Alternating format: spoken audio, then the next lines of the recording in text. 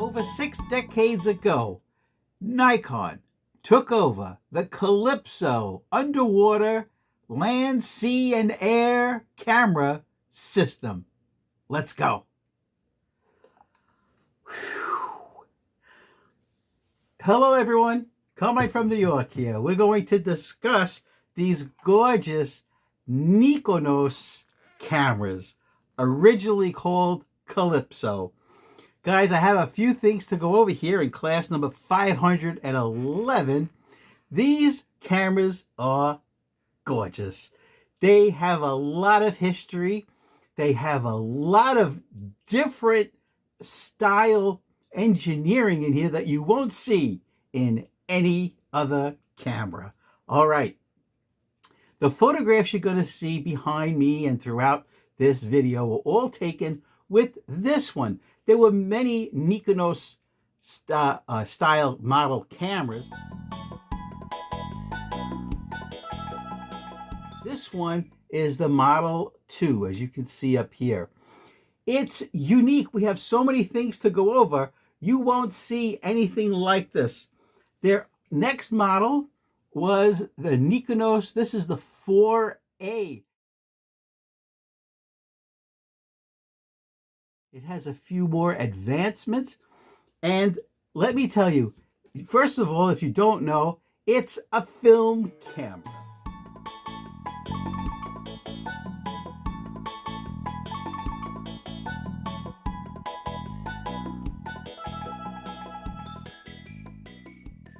These are rugged. They're all metal except for the all glass lens. Now, you might say, but I'm not going to go underwater and take photographs, not even in my swimming pool. It's okay. These cameras are so rugged that the United States military bought these for the Vietnam War.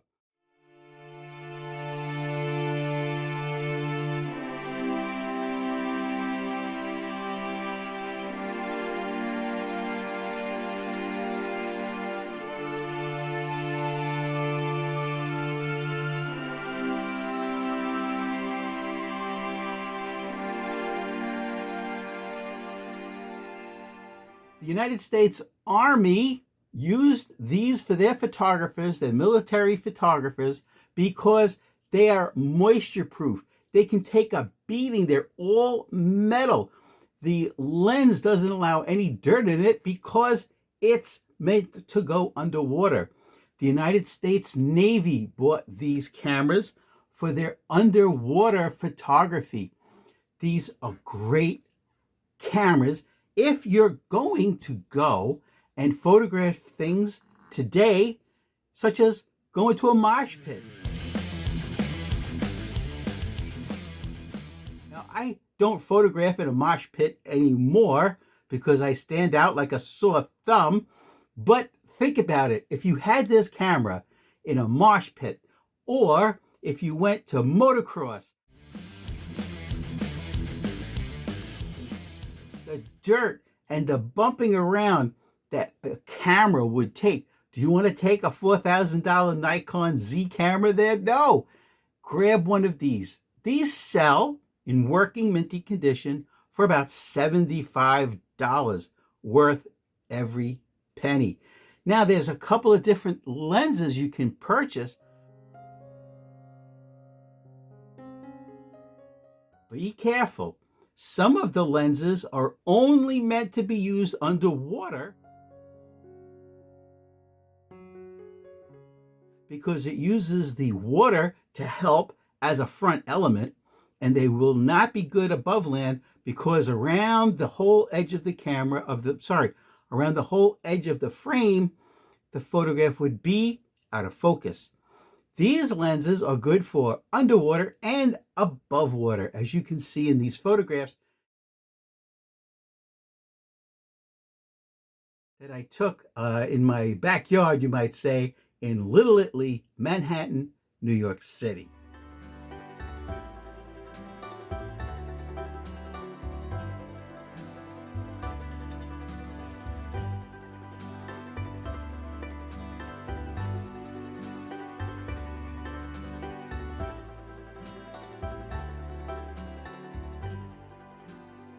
So the lens that's on this camera that I went and took pictures with is the Nikonos.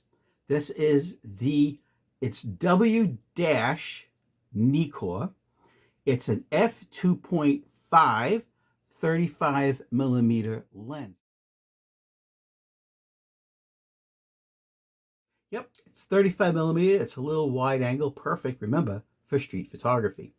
Now, the way you open this camera is unlike any other camera. These side levers, okay, you can see here, these little hooks, they grab on and you push them down and it acts like a fulcrum and it pops the camera out. But you have to do a few things first. Okay, you have to grab the lens and pull it straight out this way. Not that much. Then you have to turn the lens, okay, and then pull it straight out like that. It makes a popping sound because of the rubber gaskets. There's rubber gaskets throughout this camera. Now, that lens is part of the locking mechanism to keep the film housing dry. And the way you would change your film is you hook these two levers on the side and very carefully, very slowly, you push down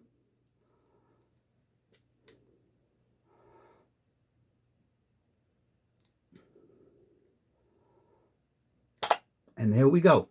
Now, the top comes right out. And it's the whole guts of the camera. This is just an all metal shell. Okay. First thing, you see this? This is the rubber gasket, one of the rubber gaskets to keep water, moisture, and dirt out. Let's turn it around. This is the pressure plate. You would lift it up, put your film in here, bring it across. This is your shutter. That's actually your shutter. Never touch it. And you have the take-up spool over here. Okay. This is, think about this. This is unlike any other camera. The bottom has the film counter, and you'll see these little connections over here. That's because you can actually put a flash on the bottom. I'll unscrew the tripod mount, and underneath that is a socket for the underwater flash.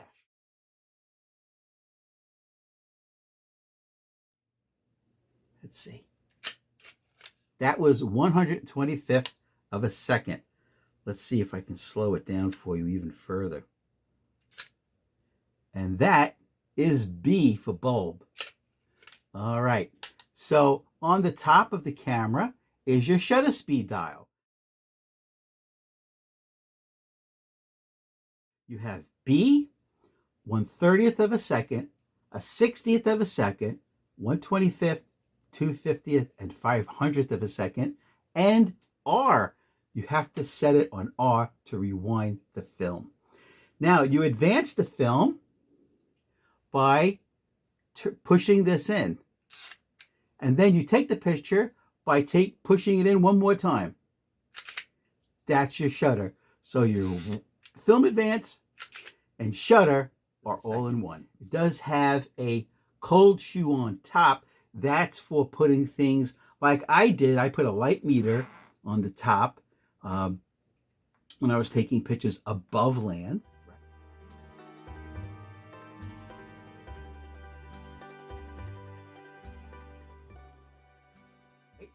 And what it was meant for is they have big viewfinders that you can put to make underwater photography a lot easier for framing. Okay, so you have your viewfinder is here. It's just a pass-through viewfinder. Now what's interesting is, so you would, now that film has been advanced, shutter is cocked, and right here is a lock that you would push over and it prevents you from taking a photograph that you didn't want to take.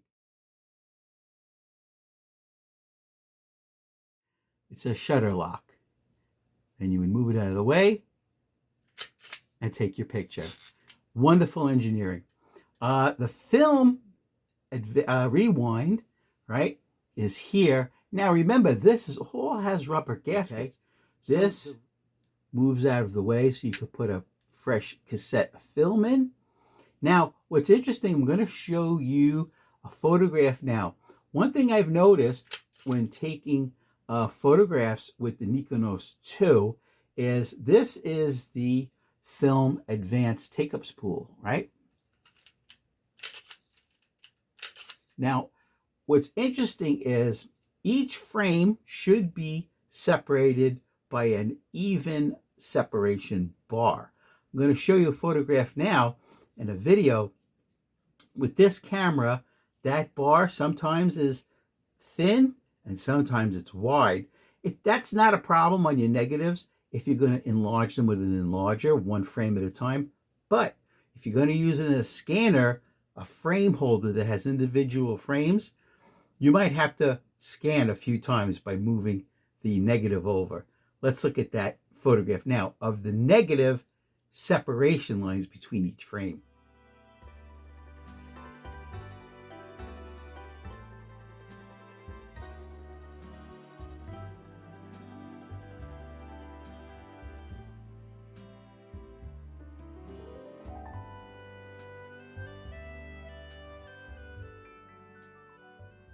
Okay, so now your film is loaded onto the camera and you carefully put this back together, and you have to squeeze it a lot because you're fighting against the rubber O-ring, okay, which I did have cleaned and lubricated. I had the whole camera CLA'd, which means clean, lubricated, and adjusted.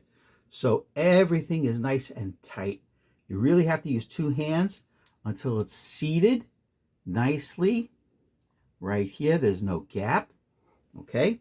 And then you take your lens. Let's talk about the lens for a second. Okay. The lens is absolutely wonderful. It's very, very sharp. So you have two knobs. Okay. The black knob is for your f-stops. Okay. It opens and closes your aperture. But as you do that, up top, it shows you your depth of field. You see the two red lines, opening and closing? Whatever in between those two lines is in focus. Now, the focusing is in feet in red and meters in black. You have to guess how far away your subject is, or you can take out a ruler. Okay, for these photographs that you're seeing now, I just kept it on infinity and f8, and focusing was no problem. Here's what's interesting. You could put this lens on the camera two ways. You can have it where if you turn the camera this way, right, you can look straight down and everything would be facing you like this. Okay, everything is read normally. Or if you're the kind of photographer that likes to look at their camera this way, you can have it where when you turn the camera this way, now you can read everything normally. Okay, I like the style where you look up and you can see it. Okay, so the lens just sits right in. You have to push it in quite hard, and then you turn it. And then there's a little pin right here that locks in. Okay, now it won't turn unless you deliberately pull the lens out and turn it. So now while I'm walking around the streets of Manhattan and I want to check my focus or my f-stop, I can just take the camera, turn it this way, and now everything is facing my way, so I don't have to manipulate the camera to see it. clearly. Oh, so the bottom has the frame counter. And in here, you just unscrew it. You would plug in your underwater strobe flash. Okay? It's got a pass-through viewfinder here, not a rangefinder. Okay? And it has a nice grip. This vinyl fake rubber is really grippy because they knew you'd be underwater probably with gloves on. So they wanted you to have something to grip on it. Now, don't forget, this was made in the 60s. Would I trust that all the O-rings and the lube are still watertight after all these decades? No. That's me. I would not trust it. Why do I have all of these Nikonos cameras? Because they're rugged, the most rugged 35mm film cameras you can get to do adventure type photography. Like I mentioned, mosh pit, dirt bike, motocross, fight club. These all sound ridiculous, but these are places that photographers go.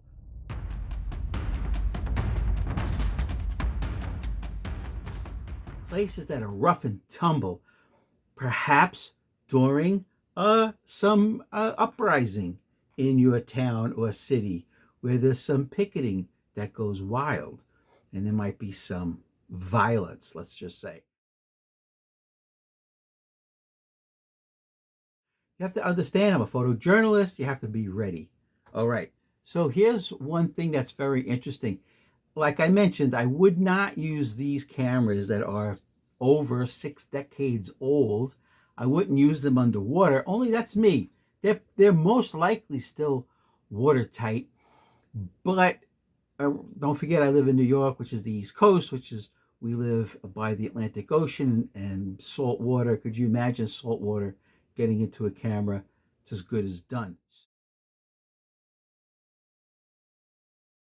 So there's an alternative if you want to use a camera underwater. It's a modern alternative, and it costs under $150. It's the Kodak digital camera, the Pix Pro WPZ2 or Z2. It's $150 or $149. They're everywhere. They're brand new. It has a flash. There's no outside casing that you need. It's all underwater proof. And that would be my alternative. If I was, say, assigned to do something underwater, this is what it looks like right here. This is the underwater Kodak camera, WPZ2.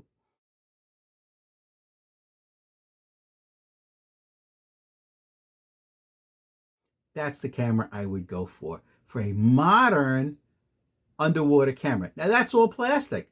That is not rugged. That's something you would not take to a mosh pit, fight club, or let's say a riot in your town or city. Nikon took over the production and distribution of the Calypso underwater camera design and subsequently rebranded it as the Nikonos series.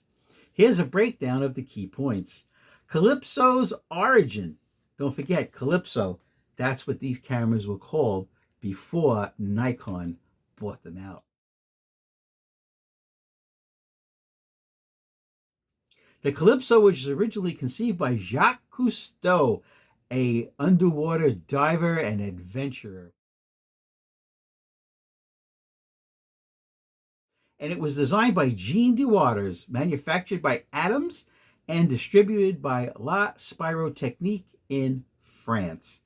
Nikon's acquisition in 1962, Nikon acquired the production rights and exclusive sales rights for the Calypso camera design.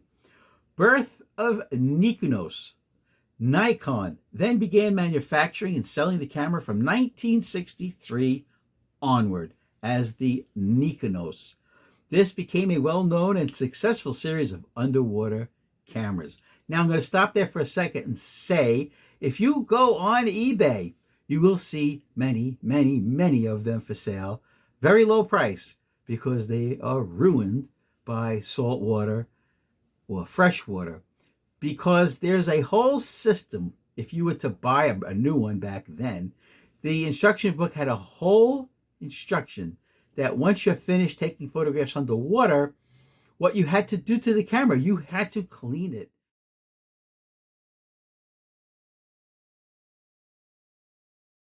You had to lubricate it. You had to dry it. Many people just took the film out and put the camera away. And if it was salt water, that was the worst. That pretty much ended the life of the camera. Okay, well, and you might say, well, how? It's waterproof. Yes, except for one problem. If you do not clean your camera and rinse it and dry it before you take the film out, now you take the film out when it's wet, where does that salt water or fresh water go? It goes internally.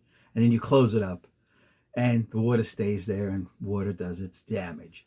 So if you want to get a Nikonos or Nikonos camera today on eBay, read the ad very carefully. Make sure it says working, tested, because the majority of these cameras are not working because the water has rusted and especially the salt water has corroded them to death. Okay, be very careful if you're going to purchase one. Make sure it says working and tested. One thing I found very interesting about the Calypso camera, the beginning, the Calypso camera before Nikon bought the design, is that the fabric on the back and on the front, the grip, like in this case, it's a rubber vinyl mix. They used an imitation sealskin. It was not real sealskin, it was imitation, but it had the look of sealskin. I'll show you a photograph now of the original Calypso. Okay, so this has been photo class number 511, all about the Nikonos camera. Comment below if you've ever used one of these cameras or if you've ever taken any underwater photographs. This has been Carmine from New York. Now sit back, relax, let's look at all the photographs I took with the Nikonos 2.